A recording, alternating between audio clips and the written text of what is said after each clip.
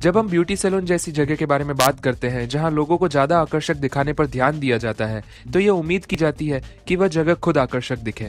Beauty salon का design ज्यादा customers को आकर्षित करने के साथ साथ स्टाफ के पॉजिटिव एनवायरनमेंट में काम करने के लिए भी जरूरी है।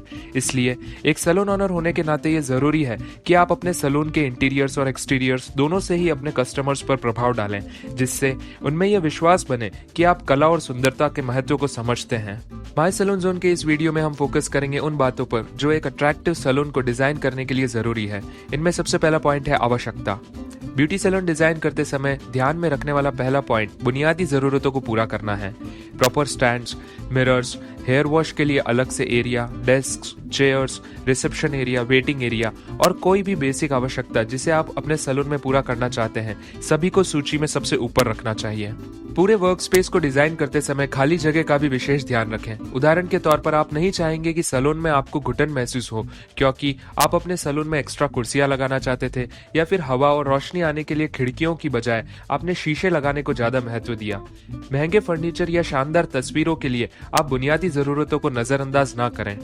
दूसरा पॉइंट है अपने सैलून के लिए एक आकर्षक थीम का चयन।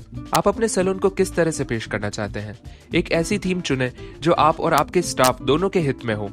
वह थीम जो आपको सैलून में काम करने के बारे में अच्छा महसूस कराती है और आपको अधिक रचनात्मक बनाने में मदद करती है, वह हमेशा आपके ब्यूटी सैलून के लिए सबसे अच्छी थीम होती है।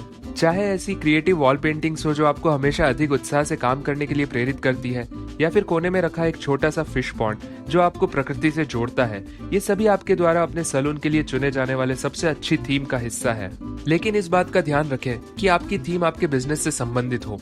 बेशक आपकी इच्छा पहले आती है, लेकिन जब आप बिजनेस के नजरिए से देखते हैं तो एक कस्टमर की नजर से भी देखने की कोशिश करें। आपकी चुनी हुई थीम आपके काम करने के तरीके को दर्शाती है।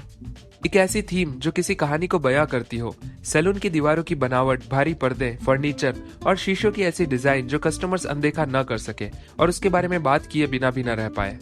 अगले पॉइंट में आपके सैलून का इंटीरियर लेआउट शामिल है।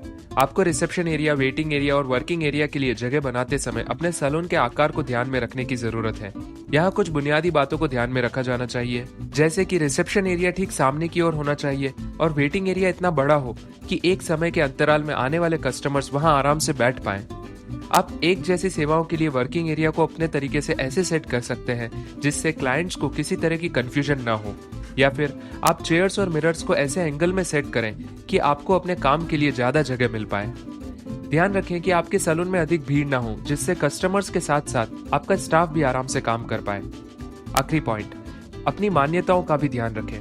आकर्षक दिखने की परिभाषा लोगों के लिए अलग अलग हो सकती है। अपने सैलून के डिजाइन को आकर्षक बनाने के लिए किसी की राय लेने से पहले अपनी सोच को प्राथमिकता दें, क्योंकि आपका विश्वास ही आपकी वास्तविक सकारात्मक ऊर्जा है। उदाहरण के तौर पर, अगर आप ज्योतिष और वास्तु में विश्वास रखते हैं तो उसे अपने सैलून को डिजाइन करते समय ध्यान में रखने से आपका सैलून आपको ज्यादा आकर्षक लगेगा। मनोवैज्ञानिक रूप से हमारा बिलीफ सिस्टम इसी तरह काम करता है, इसलिए सभी जरूरी बातों का ध्यान रखने के साथ अपने अंदर की आवाज को भी जरूर सुनें, क्योंकि यह हमेशा काम करता है अगर आप इस पर विश्वास करते हैं। आज के इस वीडियो में बस इतना ही। इसे लाइक करें, शेयर करें और आपके सुझाव हमें कमेंट सेक्शन में जरूर बताएं। साथ ही माय सैलून जोन के यूट्यूब चैनल को सब्सक्राइब करें और रेगुलर अपडेट्स के लिए बेल आइकन को प्रेस करें। धन्यवाद।